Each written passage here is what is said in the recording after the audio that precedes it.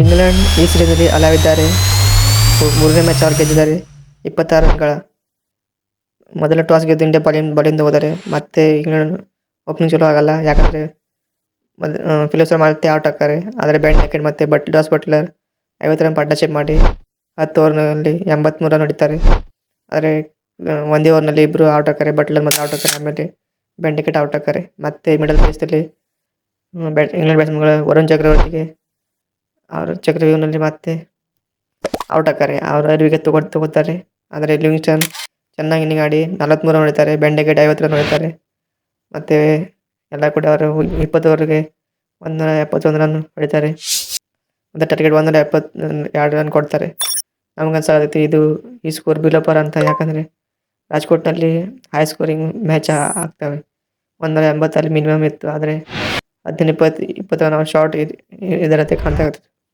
ಆದರೆ India batting ಮಾಡಕ್ಕೆ ಬಂದಾಗೆ ಪವರ್ ಪ್ಲೇನಲ್ಲಿ 3 ವಿಕೆಟ್ ಕಳ್ಕೊತಾರೆ 50 ರನ್ಗೆ.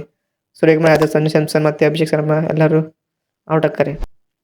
ಸೂರ್ಯಕುಮಾರ್ ಯಾದವ್ ತಮ್ಮ ಫೇವ್ರೇಟ್ ಶಾಟ್ಗೆ ಬಲಿ ಹಾಕ್ತಾರೆ. ಮತ್ತು ತಿಲಕ್ ವರ್ಮಾ ಒಂದು ಆದಿಲಾಶಿಗೆ ಬ್ಯೂಟಿಫುಲ್ ಸ್ಪಿನ್ ಬಾಲ್ ಅಂತ ಹೇಳ್ಬೋದು. ಲೆಗ್ ಸ್ಪಿನ್ ಹಾಕಿದ್ರು. ಬಾಲ್ ಚೆನ್ನಾಗಿ ಶಾರ್ಪ್ ಟರ್ನ್ ಆಗಿ ಅವ್ರು ಬೋಲ್ಡ್ ಹಾಕ್ತಾರೆ. ಅವ್ರು ನಮ್ಮ ಹಿಂದಿನ ಮ್ಯಾಚ್ನಾಗ ಹೇಳಿದ್ರು. ಆದರೆ ಈ ಮ್ಯಾಚ್ನಲ್ಲಿ ಔಟ್ ಹಾಕ್ತಾರೆ. ಯಾಕೋ ಗೊತ್ತಿಲ್ಲ. ಆದಿಲಾಶಿ ಚೆನ್ನಾಗಿ ಬಾಲಿಂಗ್ ಹಾಕಿದ್ರು. ಅವ್ರು 4 ಓವರ್ನಲ್ಲಿ ಬರೀ 15 ರನ್ ಕೊಟ್ಟಿದ್ರು. 1 ವಿಕೆಟ್ ತೊಗೊಂಡ್ರು. ಎಕಾನಮಿ ರೇಟ್ 3.5 ಇತ್ತು. ಅಂದರೆ ನೋಡ್ಬೋದು ಎಷ್ಟು ಚೆನ್ನಾಗಿ ಬಾಲ್ ಹಾಕಿದ್ದಾರೆ. ಮಿಡಲ್ ಪೇಸ್ನಲ್ಲಿ ಭಾರತ್ ಒಂದು ಬೌಂಡ್ರಿ ಹೊಡಿಲಿಲ್ಲ. ಅಲ್ಲೇ ಅವರು ಮ್ಯಾಚ್ ಸೋತಿದ್ರು. ಹಾರ್ದಿಕ್ ಪಾಂಡ್ಯ ಬರೀ ಟುಕು ಆಡಾಕತ್ತಿದ್ರು. ಬಾಲ್ ತಿಂದರು ಅವರು.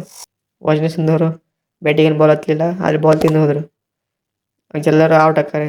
ಹಾರ್ದಿಕ್ ಪಾಂಡ್ಯ ಒಬ್ಬರೇ ಆಡ್ತಾರೆ. 40 ರನ್. ಅದನ್ನು 35 ಬಾಲ್ಗೆ 40 ರನ್ ಹೊಡಿತಾರೆ. ಎಂಡ್ನಲ್ಲಿ 143 ರನ್ಗೆ ಇಂಡಿಯಾ 9 ವಿಕೆಟ್ ಕಳ್ಕೊಂಡು ಈ ಮ್ಯಾಚ್ ಸೋಲ್ತಾರೆ. 26 ರನ್ಗಳ ಇಂಗ್ಲೆಂಡ್ ಗೆಲ್ತಾರೆ. ಮತ್ತು ಈ ಸೀರೀಸ್ ಈಗ ಹಲಾವಿದ್ದಿದೆ. ಮುಂದಿನ ಮ್ಯಾಚ್ನಾಗ ನೋಡೋ ಏನು ಆಕತಿ ಶುಕ್ರವಾರ. ಈ ಮ್ಯಾಚ್ನಲ್ಲಿ ಇಂಗ್ಲೆಂಡ್ ಒಂದು ಕಂಪ್ಲೀಟ್ ಪರ್ಫಾರ್ಮೆನ್ಸ್ ಕೊಟ್ಟಿದ್ದಾರೆ. ಬ್ಯಾಟಿಂಗ್ನಲ್ಲಿ, ಫೀಲ್ಡಿಂಗ್ನಲ್ಲಿ. ಬ್ಯಾಟಿಂಗ್ನಲ್ಲಿ ಅಂದರೆ ಏನು ಹೇಳಕ್ಕೆ ಬರಲ್ಲ. ಯಾಕಂದರೆ ಎರಡು ಸೈಡ್ನಲ್ಲಿ ಬ್ಯಾಟಿಂಗ್ ಚೆನ್ನಾಗಿ ಆಡಕತ್ತಿಲ್ಲ ಈ ಸೀರೀಸ್ನಲ್ಲಿ. ಬೌಲರ್ಸ್ಗೆ ಈ ಸೀರೀಸ್ ವಿಜಯ ಕಾಣ್ದಾಗತ್ತೆ. ಬ್ಯಾಟಿಂಗ್ನಲ್ಲಿ ಇಂಗ್ಲೆಂಡ್ ಸ್ಪಿನ್ನರ್ಸ್ಗೆ ಚೆನ್ನಾಗಿ ಆಟ ಆಡಕತ್ತಿಲ್ಲ. ಪೇಸರ್ಸ್ಗೆ ಆಡ್ತಾರೆ. ಸ್ಪಿನ್ನರ್ಸ್ಗೆ ಅವ್ರು ಆಟ ಆಡೋಕೆ ಬರಾಕತ್ತಿಲ್ಲ. ಈ ಮುಂದಿನ ಮ್ಯಾಚ್ನ ಏನು ಪ್ಲ್ಯಾನ್ ಮಾಡ್ತಾರೋ ನೋಡಬೇಕು. ಇಬ್ಬರು ಟೀಮ್ ಇಂಡಿಯಾ ಮತ್ತು ಟೀಮ್ ಇಂಗ್ಲೆಂಡ್ಗೆ ಬ್ಯಾಟಿಂಗ್ನಲ್ಲಿ ಇಬ್ಬರು ಎಕ್ಸ್ಪೋಸ್ ಆಗಿದ್ದಾರೆ.